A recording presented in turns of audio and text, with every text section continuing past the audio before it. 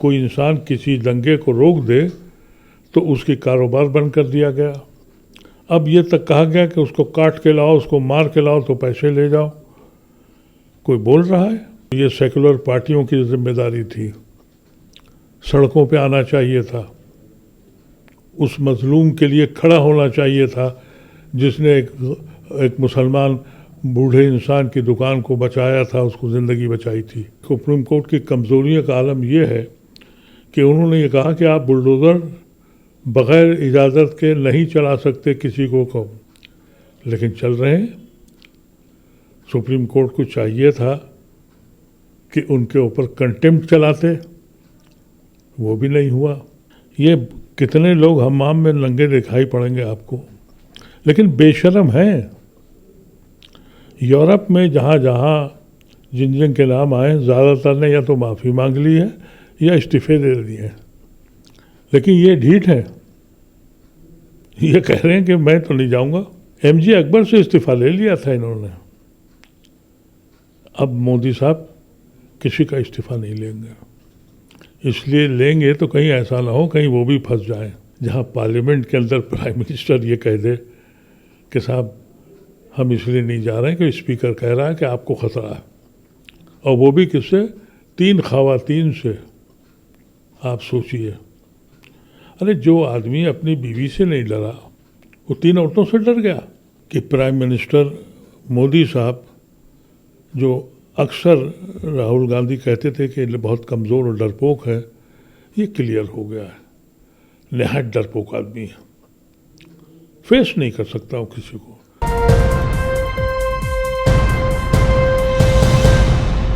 अगर उत्तराखंड की बात करें, जिसको लेकर के अभी पिछले दिनों आपने प्रोग्राम भी किया था कि सबसे ज़्यादा अगर देखा जाए तो वहाँ पर हेट क्राइम हो रहा है। अभी दीपक को लेकर के एक हिंदूवादी संगठन के ज़रिए एक बयान सामने आया कि जो उसका सर लाएगा उसको 5 लाख रुपए इनाम दिया जाएगा। इसके ऊपर भी सब खामोश है। यही तो रोज़ के इवेंट है ना ये। तो जब ये रोज़ के इवेंट अगर सुप्रीम कोर्ट अपनी गाइडलाइन और अपना एक्शन नहीं दिखाता है तो ये बंद नहीं होगा। हम इंडिविजुअल केस के लिए नहीं बात कर रहे हैं, हम इस मुल्क के सुप्रीम कोर्ट से पूछना चाहते हैं कि कॉन्स्टिट्यूशन क्या कहता है और कॉन्स्टिट्यूशन को बचाने के लिए आपकी रिस्पॉन्सिबिलिटी क्या है।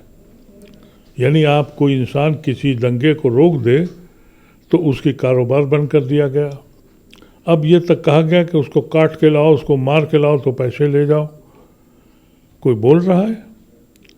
सच पूछिए तो ये सेकुलर पार्टियों की जिम्मेदारी थी, सड़कों पे आना चाहिए था, उस मजलूम के लिए खड़ा होना चाहिए था जिसने एक मुसलमान बूढ़े इंसान की दुकान को बचाया था, उसको ज़िंदगी बचाई थी। कोई नहीं बोल रहा है। पॉलिटिकल पार्टीज़ के लीडरों को बोलना चाहिए था, बोल रहे हैं, अपनी अपनी गा रहे हैं सब।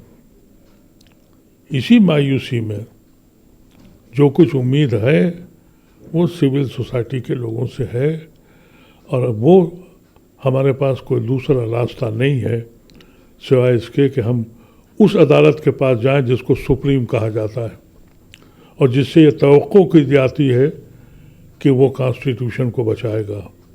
हम रोज़ कॉन्स्टिट्यूशन को तोड़ते हैं, तरह तरह के बयान आते हैं और कोई कमिटमेंट कहीं से किसी का नहीं आता। तो unless and until supreme court कोई डायरेक्शंस और कोई गाइडलाइन नहीं देता। हालांकि सुप्रीम कोर्ट की कमज़ोरियों का आलम यह है कि उन्होंने ये कहा कि आप बुलडोज़र बग़ैर इजाज़त के नहीं चला सकते किसी को, लेकिन चल रहे हैं। सुप्रीम कोर्ट को चाहिए था कि उनके ऊपर कंटेम्प्ट चलाते, वो भी नहीं हुआ। अब देखते हैं कि इसके बाद क्या करेंगे वो। आखिरी जगह तो वही रह गई है, वहाँ देखते हैं अगले हफ्ते तक क्या होता है। अरे साहब, इसके अलावा एप्स्टीन फाइल का मामला भी काफ़ी गरमाया हुआ है। उसमें प्रधानमंत्री मोदी और एक मिनिस्टर का नाम भी सामने आया है, क्या कहना चाहिए? अभी तो आने दीजिए। ये कितने लोग हमाम में नंगे दिखाई पड़ेंगे आपको, लेकिन बेशर्म हैं। यूरोप में जहाँ जहाँ जिन जिन के नाम आए ज़्यादातर ने या तो माफ़ी मांग ली है या इस्तीफे दे दिए हैं। लेकिन ये ढीठ है, ये कह रहे हैं कि मैं तो नहीं जाऊंगा, मैं नहीं हटूंगा। लेकिन एमजे अकबर से इस्तीफा ले लिया था इन्होंने। अब मोदी साहब किसी का इस्तीफा नहीं लेंगे, इसलिए लेंगे तो कहीं ऐसा ना हो कहीं वो भी फंस जाए। तो देखिए पूरा माहौल जो है, पार्लियामेंट में जो डिबेट हो रही वही आप देख लीजिए। किसी मुल्क का प्राइम मिनिस्टर ये कहे कि मुझे अपने हाउस में ख़तरा है, स्पीकर उसको ऐलान करे कि मेरे प्राइम मिनिस्टर को ख़तरा था नुकसान पहुंचने का।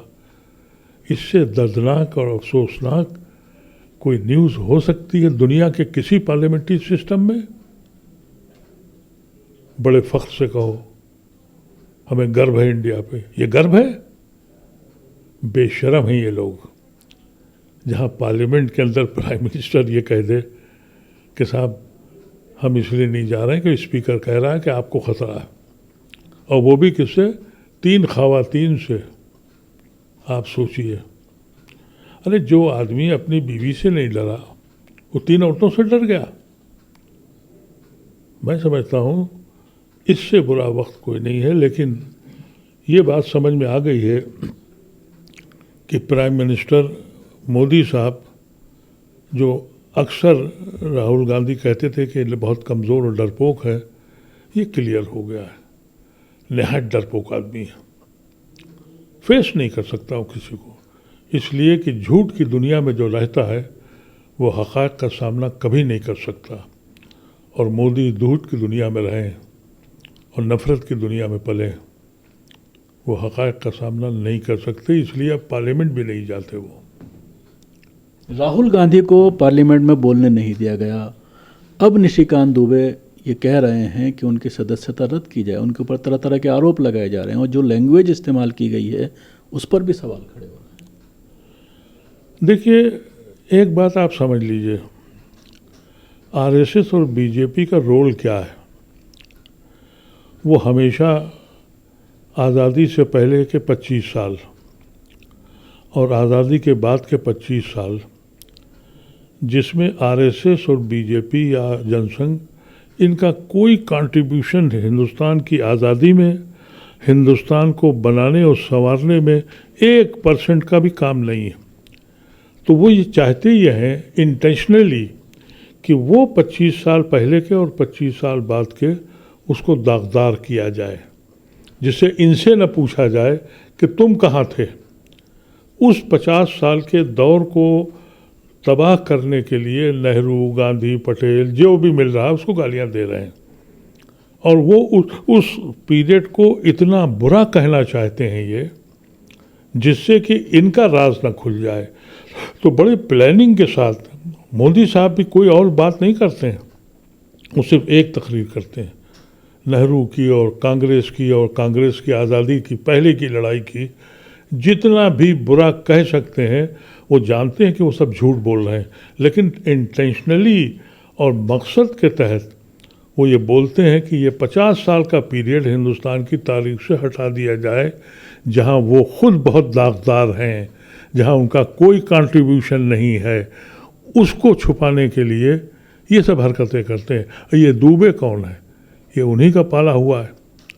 जिस तरह की वो लैंग्वेज बोलता है उसको तो जेल में होना चाहिए था, लेकिन क्योंकि भाई सैया उनके हैं, कोतवाल उनका है, तो मज़े आ रहे हैं। लेकिन जब भी ये सरकार बदलेगी उस वक्त ये आपको दिखाई नहीं पड़ेंगे, दूरबीन लगा के ढूंढिएगा, एक नहीं मिलेगा।